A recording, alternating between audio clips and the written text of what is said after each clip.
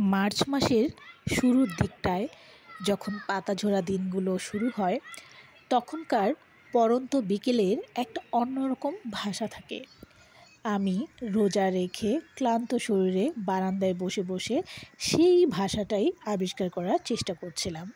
Hello viewers, আসসালামু আলাইকুম। আমি নুরুন্নাহা লিলিয়ান। আপনারা যারা দেশ প্রবাস পৃথিবীর যে কোনো প্রান্ত থেকে আমার ব্লগগুলো উপভোগ করেন, আপনাদের সবাইকে অনেক ভালোবাসা। তো আজকে হচ্ছে 6ই মার্চ 2025 আর আজ হচ্ছে বৃহস্পতিবার। তো বরাবরের মতো আমার রান্নাবান্নার ব্লগ আর হচ্ছে রোজার দিনের রুটিন আপনাদের সঙ্গে শেয়ার করতে যাচ্ছি। তো আজ যেহেতু বৃহস্পতিবার, আজকে হচ্ছে আমার হাজব্যান্ড চিটাগাং থেকে আসবে, তো আমি কিছু টুকটাক প্রিপারেশন নিচ্ছি। আর বাঙালি হাজব্যান্ডরা তো বইয়ের হাতে রান্না খাবে, আর সেই রান্না খাওয়ার জন্য সে শুধু চিটাগাং থেকে আসছে। খুব স্বাভাবিকভাবে আমি বেশ কিছু ইফতার তৈরি করলাম। সেটা হচ্ছে পেঁয়াজু, আলু চপ, বেগুনি ভাজা, তারপরে হচ্ছে একটা সবজি করেছি, সবজির পাকোড়া করেছি, সেটা হচ্ছে গাজর, আলু আর পেঁয়াজ দিয়ে।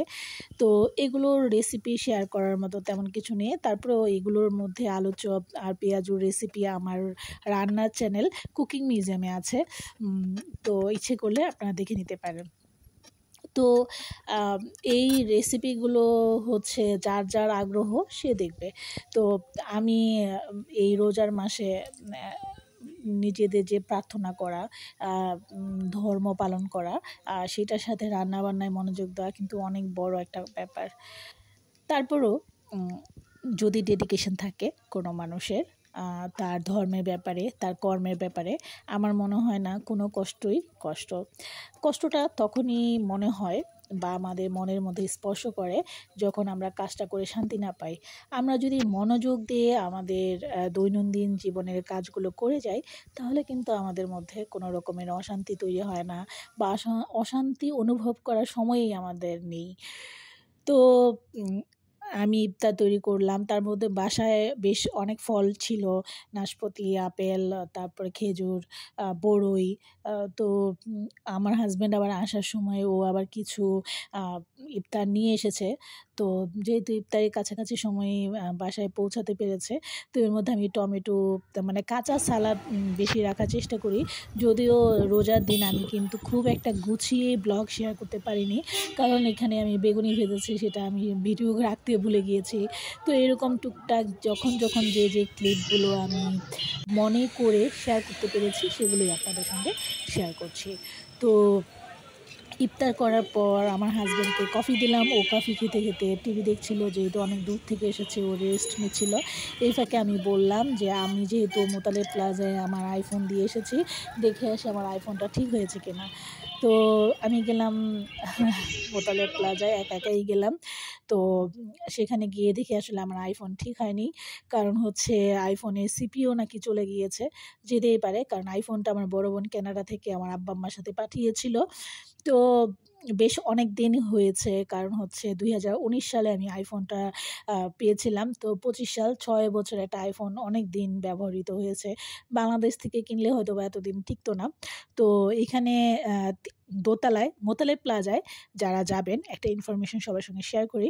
সেটা হচ্ছে মোতালেব প্লাজায় কোনো মোবাইল বা কোনো কিছু ঠিক করতে হলে দোতলায় না গিয়ে 3তলায় যাওয়া উচিত, কারণ দোতলায় যে দোকানগুলো আছে ওরা আসলে খুব একটা ভালো কাজ পায়। শুধু তা নয়, দোতলার ভাইয়াদের যে দোকানগুলো, এগুলো কাছাকাছি হওয়াতে ওরা দামও অনেক চায়। তো আমি আর কি আমার নিজের একটা অভিজ্ঞতা সবার সঙ্গে শেয়ার করলাম। আমার কাছে মনে হয়েছে দোতলার ভাইয়ারা মোবাইল রিপেয়ার করতে যে পরিমাণ টাকা নেয়, তার চেয়ে 3তলায় গেলে তার থেকে কিছুটা কমে পাওয়া যায়, কারণ ওখানে অনেক ভিতরে দোকান আছে যারা অনেক ভালো কাজ পারে, কিন্তু তাদের হয়তো বা খুব একটা মার্কেট নেই।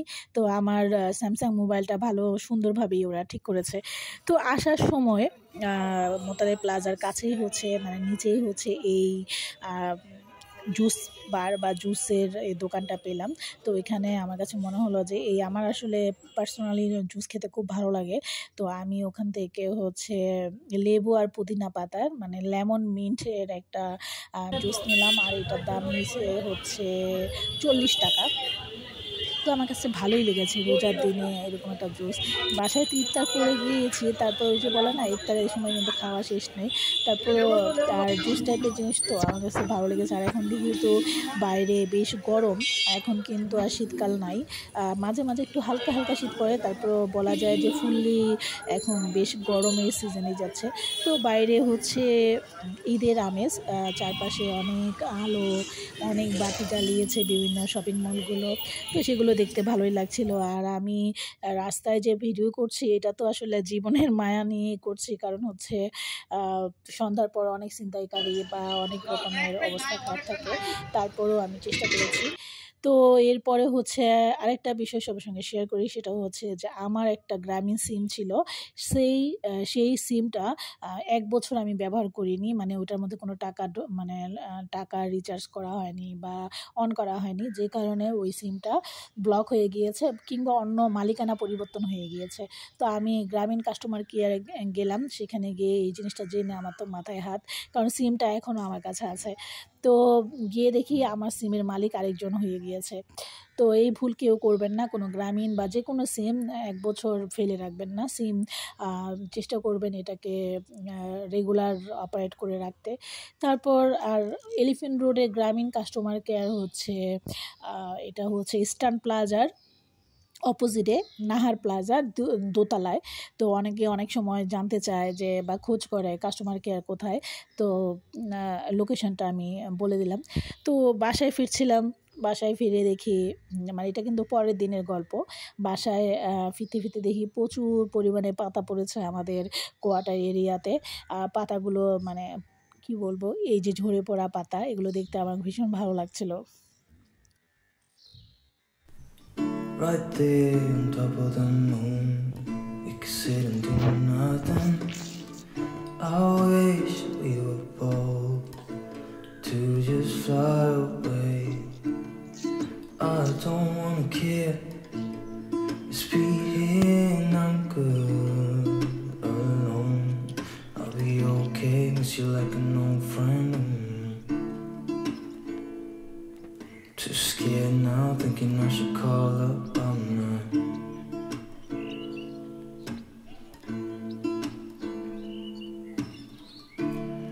I think it's hard how we always wait another day.